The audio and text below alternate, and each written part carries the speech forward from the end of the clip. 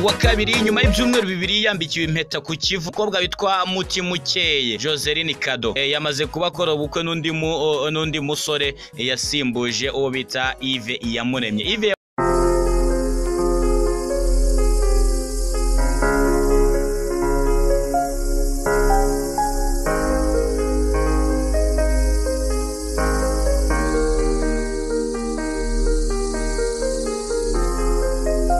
Ni Kamena umwaka ni 2019 nizera ko mumeze neza cyane kabisa. Ngenda mbacira ni ibiki byaranze kino cyumweru turimo se iki cyumweru cyacu kigiye gite. Nizere ko mumeze neza cyane, nihanganisha cyane abantu icyumweru kirangiye bari mu bitaro ngo se abadafite amafaranga na mwihangane ku munsi w'ejo cyangwa n'ikindi gihe mugomba kwa mugenda muyabona kuko nta muntu umenya uko ejo hazaza kandi buriya ntawe bitabera kabisa. Inkuru 10 cyangwa se ibintu 10 byagiye bivugwa cyane ku mbuga nkoranyambaga y'abantu mu Rwanda kabisa.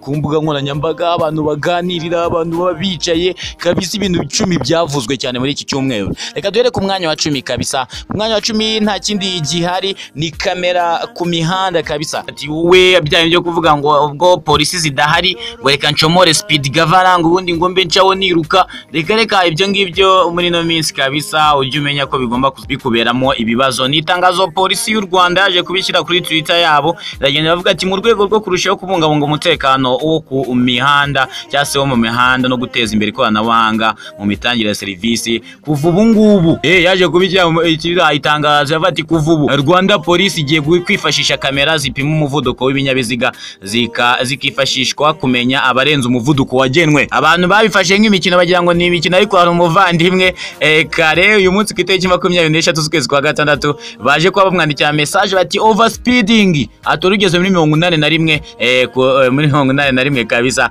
Ati imodoka ifite RAD 279 barangije bakubwira ati aho ugomba kuba wishyura ni kuri nimero ziriya. Ati wari muri ukangu ujya za Kanzenze bahita banamwohereza umuvandimwe tugomba kuba wishyura 50 bitarenze ku itariki 25 z'ukwezi kwa gatandatu. Amashyi polisi y'igihugu cyacu kabisa ikomeza igenda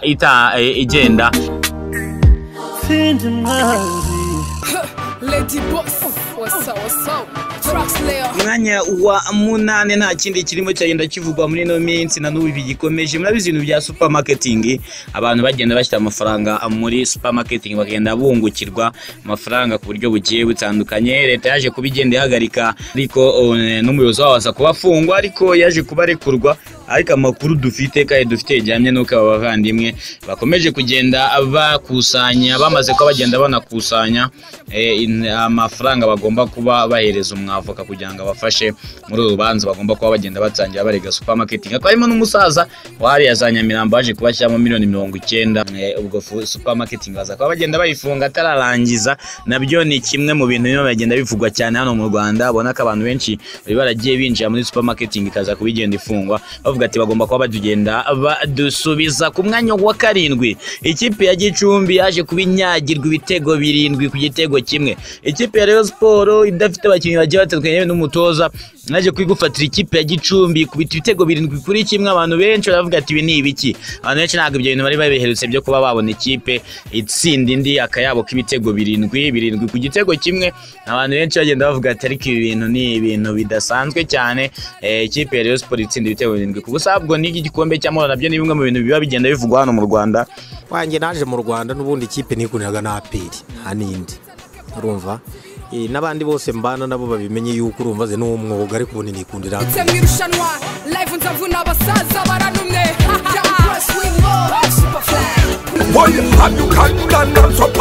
ku mwanya wa 6 nta kindi kigenda kivugwa kabisa. Ikintu kigenda kivugwa kiri ku mwanya wa 6 ni uwo bita Teta Sandra. Teta Sandra yaje kuba agenda fotorwa agenda ari kumwe asomana n'umukunzi we wizo kabisa. Iyo foto yaje kubijyanze kuri Instagram, abantu bavuga byinshi, baravuga ati ibi ni ibiki noneho. Uwo bita Teta Sandra waje kuba akundana n'umuvandimwe uwo mu itsinda rya Active kabisa, akaza kuba agenda batandukana, akaza kuba ari nako yaje kuba agenda akundana na wizo, bagenda basomana kabisa, bimwe byadanje ku mbuga nkoranyambaga. Abantu baravuga ati ibi bintu nabyo baje kuba bagenda bitindaho cyane, bavuga ati ibi bintu byo gusomanira ku muhanda atari ku wizo wawe n'ibiki.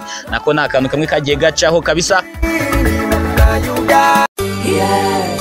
ku mwanya wa gatanu nta kindi kigenda kivuga kabisa. Umukobwa wo bita Rosine waje kuba agenda yamburwa ikamba kubera ko ngo bagenda bamushinja ngo arasuzugura. Ikindi ngo uyu umuvandimwe nyuma yo gusuzugura ngo agenda yanze no gutirura imyenda, yaje kuba agenda atizwa, akagenda avuga ati ibi ngibi murimo murambeshyera. Iki kintu cyatumye ati kubera iki mutangiye kubivuga nyuma yuko tushize hanze amayero 500 mwatwemereye mutigeze muyaduha. Ati ibindi by'abaterankunga byo byagenze neza, ati ariko mwebwe ibyo ntabwo mwigeze mubikora. Mwavuze ko mugomba ko mutujyana hanze, ntabyo mwigeze mukora. Muvuga ko mugomba kuduha amayero 500, muduha amafaranga 1500 by'amanyarwanda. Ati bigaragara ko kamemo ati kuba twarashize hanze ibintu byanyu ari nayo mpamvu mutigeze muduhereza, ariyo mpamvu mutangiye kumbwira ngo muranyambura ikamba. Ati ntaryo nzabaha, ati niba mushaka kunsebya munsebya ukundi, ariko ntago mbyemera. Ni mumpanire ibintu bifatika, ndeke kuzana ibintu bitari byo. Obita mwisi mukangwije Rosine kabisa agenda avuga ati abavandimwe barimo bagenda bampimbira. Ati kubera ko twagiye dushyira hanze ko banze kuba bagenda batwica. Kane nta kindi kigenda kivuga. Umukobwa bita Jarianeri kabisa uzwi ku izina rya Ketchup muri bamenya, nawe yaje kuba agenda trendinga ku mbuga nkoranyambaga agenda setsa abantu, ari kugananaga n'umunyamakuru Julius Chita kabisa. Yenda amazi ati semine kofine ni icyati numva ari nk'uruganda rw'icyayi kabisa. Nabyo muraza kuba mugenda mubyumva kabisa nkuko bigenda bimeze, kanze mukuba nkabumvisha ukuntu kari kameze. Ni mine kofine wumva ari iki? Mine kofine uruganda rw'icyayi. Aha, uruganda rutunganya ikawa. igihugu cyitwa Libya kiri kuwe mugabane?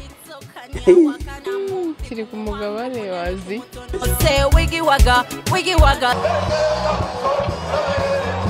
Ku mwanya wa gatatu wo bita igisupusupu kigenda gikora amateka imbere ya ba Melody na ba Jay Polly pusupu kabisa mu bitaramo bya mbere kabisa. Mu gitaramo cya mbere Iwacu Music Festival umuhanzi Nsengiyumva François aka igisupusupu abafana bamweretse ko bakunda ibihangano bye imbere y'abandi bahanzi bakomeye cyane. Uyu musaza waririmbye indirimbo ebyiri ku munsi w'ejo yavuye ku rubyiniro abakunzi be batabishaka, dore ko yabahagurukije babyina indirimbo ze ebyiri zikunzwe muri ino minsi yo biti cange mukobwa kabisa, ndetse niyo biti gisoposopo. Mu gitaramo cyabereye Musanze cyari icya mbere mu bitangiza iri serukiramuco ry'umuziki. Igitaramo cya Iwacu Festival kikazaba kiba mu cyumweru gitaha mu karere ka Rubavu kabisa.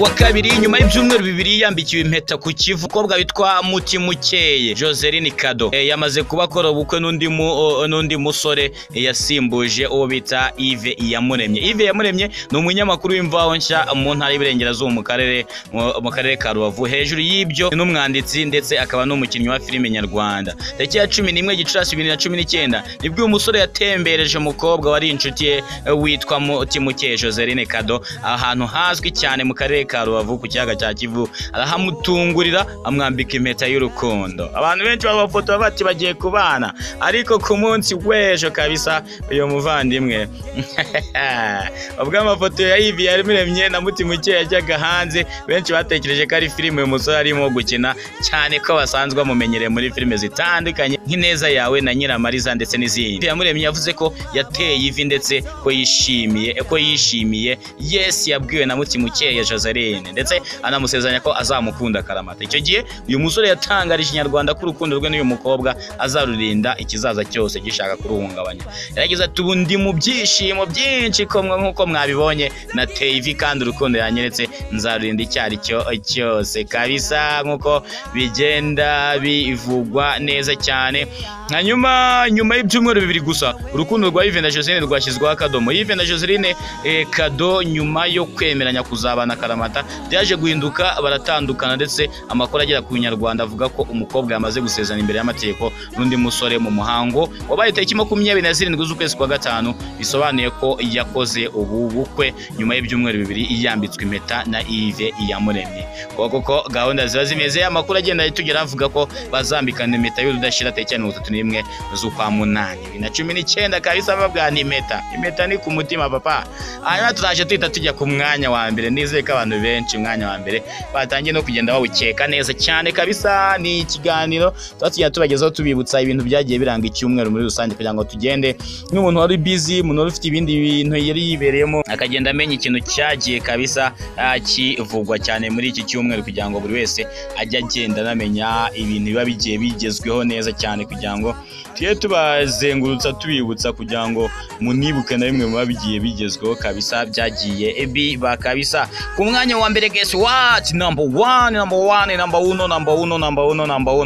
byabaye kuri wa gatanu kabisa. Kwa gatanu kabisa nibwo abantu benshi batangiye kugenda babisakaza ku mbuga nkoranyambaga zabo kabisa. Isa Bigirimana kabisa, Isa Bigirimana kugendera muri anniversaire y'umukobwa wundi w'inshuti ye, arangije aragenda yicara hasi aravuga ati uri tayari tuzabane. Gutera ivi ntagari cyo kibazo, ubwo ikanzu ya fiance Isa Bigirimana niyo yagiye isembura ibiganiro byo ku mbuga nkoranyambaga kurusha ibindi muri iki cyumweru kabisa.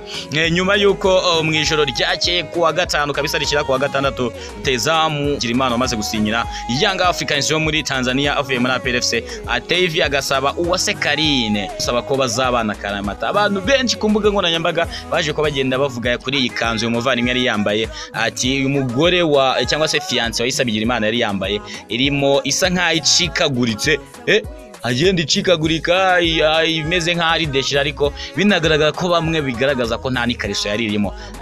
Amavari bavuga ati uwo bita Jean de Dieu barikeka, yagize ati ntacyo ajyanye rwose, kuko ndabona kubunuza ari byo bizajya bimuranga, gusa umuco wacu maze kubico pe.